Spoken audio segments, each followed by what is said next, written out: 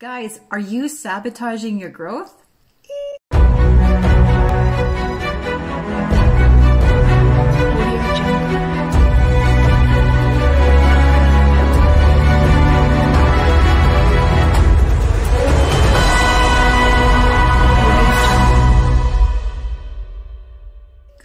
Today, I'm going to share with you how you might be standing in your own way and 3 simple steps that you can do to reverse it. Because in working with clients, I have found that some clients move forward really quick and they make rapid transformations in just a few weeks, while others seem to work at a snail's pace and take a couple of years to see evolution happen in their lives. Either's forward movement and both are great, but isn't it fun to see things happen more quickly? In this video, we're going to chat about these differences and see if you can find some ideas on what might be holding you back from moving forward faster. All right, so idea number 1 is resisting transformation. This is huge and everyone does it in one way or another, so don't feel bad. Because this is what happens. We're on the doorstep of change and our primal brain is wired for survival. So when a new experience is in front of us, we may resist taking that step forward as we hear the danger, danger alarm going off.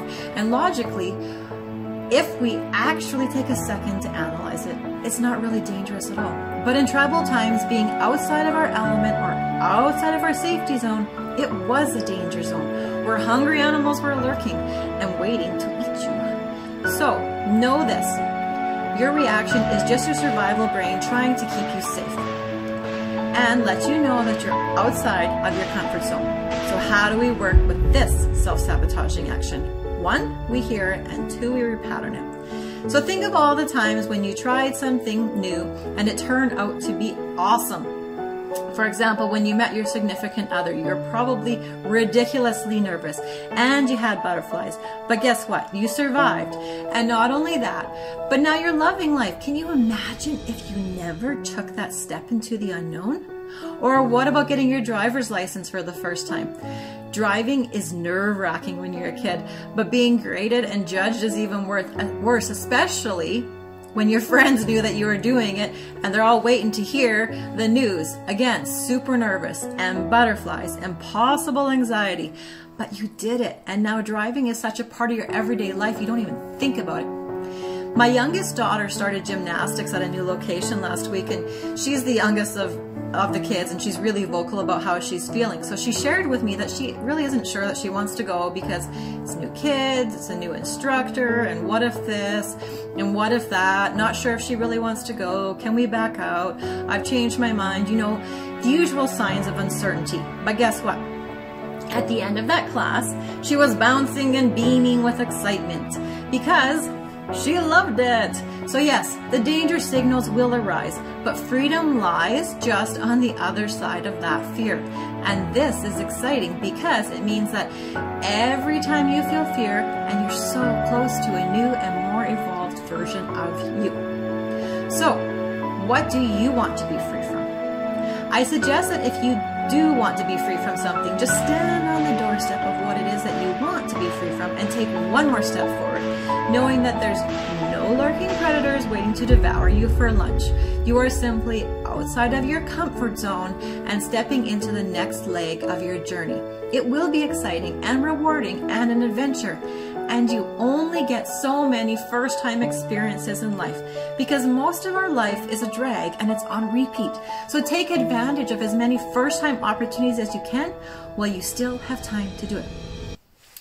Back in December 2019, I watched a movie called The Yes Man. And if you haven't watched it yet, it's about a man named Carl Allen. He was played by Jim Carrey, whose life is at an absolute standstill until one day when he enrolls in a personal development program based on a really simple idea. Say yes to everything. He discovers the magical power of yes and watches his professional and romantic life change overnight with an unexpected promotion and a new girlfriend. That day, I claimed 2020 as my year of yeses. It was so full of crazy twists and turns. For example, in 1 month, we sold our house with a 30-day close during COVID, and my daughter graduated. I became a grandma. Things happen so quickly when we stop resisting and start saying yes, and most of them are fun experiences which I never would have done before. One of them was sliding down a water slide waterfall. After the sale of our house, my kids and I spent most of our summer camping in BC. It was awesome. We heard of a remote waterfall that you could slide down. It was a local secret, so in keeping with our theme of saying yes to opportunities and snagging new experiences, just like Mario collecting his gold coins in Mario Brothers, we went hunting. We had to drive for half an hour up a really bumpy logging road, stop and ask for directions twice, but we found this local hidden spot, and after 15 minutes of debating with myself how crazy this is and how I said this was my year of yeses, I did it. It was crazy, it was exhilarating, freeing, and probably the coldest frickin' water I have ever been in. Instant brain freeze and body freeze, but so worth it. So I challenge you, get out there and collect those new experiences like Mario and his gold coins and see how many you can nab. And then when you look back on your life, you will see how these new experiences are the ones that up-leveled you instantly and expanded you to your next level of greatness. And as a bonus, you're gonna have a blast doing it. All right, number 2 behavior of what's holding you back is obsession with answers. Oh, this is another super common hang-up for people. When we get into unfamiliar territory, we seek answers, and that's normal. However, when it becomes a compulsion or obsession, it's no longer just curiosity, guys. It's time to take a step back. I don't know if you have ever watched a dog chasing its tail. He's going around in circles, spinning, spinning, spinning, trying to catch the darn thing. And the whole time you're watching him and you're thinking in your head, buddy, it's attached. It's not running away from you. It's following you. So when I see clients get stuck in the obsessive looping questions asking stage, I know just from the energy that they're carrying how long they're going to stay there. Chasing their own tails, chasing answers, searching for explanations rather than experiencing. It's like when I catch my kids on YouTube watching other kids playing with toys. Seriously, I'm thinking, geez guys, turn those things off and create your own experiences. There's so much more joy and fulfillment that comes from experiencing part rather than the watching and learning. Yep, learning definitely has a valuable place and it's a great platform to springboard off of, but how long do you want to sit there and bounce on that springboard before you jump? The fun is in doing, so jump and let yourself be caught. As I mentioned, this last summer, was a huge part of my year of yeses, where I was determined I would say yes to as much as possible to show my brain that it was safe to break out of my little people-pleasing safety prison that I had kept myself in since I was really young. So one of the things that I did this summer was to jump off of a rope that was hanging from a train bridge into a river. I remember sitting there watching other people do it and thinking to myself, oh my goodness, how did I go for the last 30 years and not do this? My kids are doing it. And somehow I kept myself so caged up, and how many more experiences did I let pass me by? Nope, not today. I'm jumping in, even in cold water, which I really don't like. So I did. I ran, I gave it some momentum, climbed on, swung out, let go, and that's the key part right there, the letting go. Because the next part is impossible without letting go, which was the free fall into the water. Of course, I was caught and back to safety. You have to let go of the rope to experience being caught. So many times we are asked to level up part of ourselves and we obsess over researching and education, overthinking and calling a friend and over talking about it, but no matter what we do, we'll never have all of the answers. We'll never have all of the explanations for every little thing that's happening or that could happen, and that's okay. The things that you do need to know and the things that are important for you to know will always be revealed to you at the right time. You just say, there are things going on here that I may not know or understand, and I'm okay with that. I trust I'm being guided, loved, and I'm just going to keep moving forward and leave the rest up to the universe. Because we can only be caught and feel the support of the universe once we let go of the rope. This is surrender, releasing the grip and allowing. So stay curious, yes, But remember, you cannot be caught in the loving arms of divine intelligence until you stop obsessing and trying to control. My favorite mantra that kept me on track during my year of yeses was, I don't know what I don't know, and I won't know until I try. All right, behavior number 3 that people do to self-sabotage their future is bypassing emotions. When we begin to open up to new ideas and new opportunities, it's a tap. We turn it on and now we're open. And what often happens with clients is that I see how they open up this valve and some of the old repressed emotions also come up. Why is this? Because as soon as we're open to change, we become open to change. And to shift requires the action of letting go of old things to make space for the new. So if you think about when you want to build a house, for example, before the house is built, before the foundation gets laid, what needs to happen? The land needs to be excavated. They need to dig out all the old soil, the clay, whatever else is there, and make space for what is to come. It's the prep work before the dream of the home can be actualized. And guess what? It's the same for us.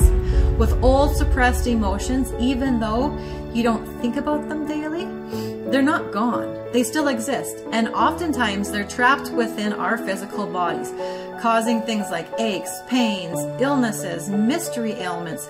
Your beautiful physical body houses and stores all this emotional content on a cellular level if it isn't processed. And then we choose to open up these taps, and these unprocessed feelings come up. You know why? Because they need to be felt and released. Feeling is releasing. It's not a huge process, but rather than feel them, we would rather pull out an escape mechanism and distract ourselves by grabbing our phone and checking Instagram or Facebook feeds, or shopping, or binge watching Netflix, or drinking, or whatever your distraction of choice is. It can be really uncomfortable when they pop up, and surprise, surprise, it's that uncomfortability is why you suppress them in the first place. This is what is meant by bypassing.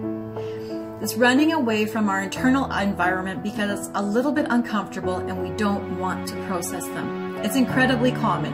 It's like when you go through a large city and you can take the route that goes through the city, which is often going to bring you in contact with a lot more traffic and lights. It's also visually more stimulating. Or you can take the bypass and you can go all the way around on the road, which has less traffic, less lights, and less culture. This is good when you're short on time, but the flavor of life, the seasoning that adds the pizzazz to living, is the emotions and the experiences that come our way. And the more you push those feelings down, the more that they're going to continue to weigh on your energy system. We have all heard the saying that whatever you resist persists. You can't grow and evolve if you're being anchored down by these unprocessed emotional baggage. In one way or another, the emotions are going to need to be felt. So why not today? Why not feel them and release them today so that you don't have to carry them anymore, so that they won't hold you back? And tomorrow you will wake up in a whole new way, lighter and freer.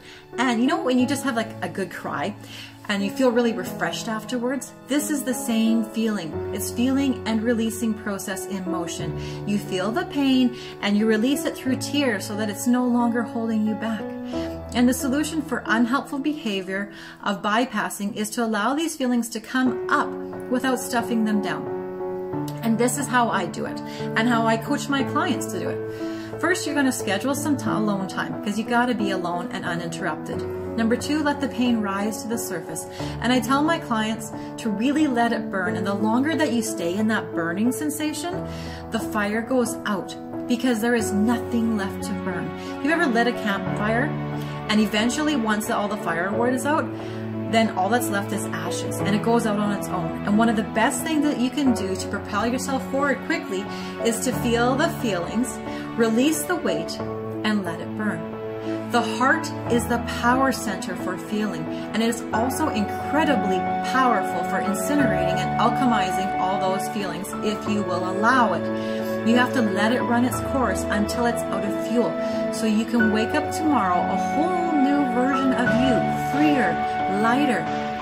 use one of these mantras as you're going through the process. 1, feeling is healing, or 2, the more I feel, the more I release. And the more I release, the lighter I feel. To go deeper on this process and to heal the past, I've recorded another video to help you work through the past so that you don't have to carry the baggage anymore. And I'll post a link in the section below for you. All right, guys, I hope you enjoyed watching this today and you're able to identify how you've been self-sabotaging and what you can do to fix it. I'd seriously love to know what mantras you use to keep you moving forward when you're noticing that you're self-sabotaging and stagnating, and what behavior you most identify with. Please share in our comment section below. And until next time, remember that you are the magnificent creator of your life.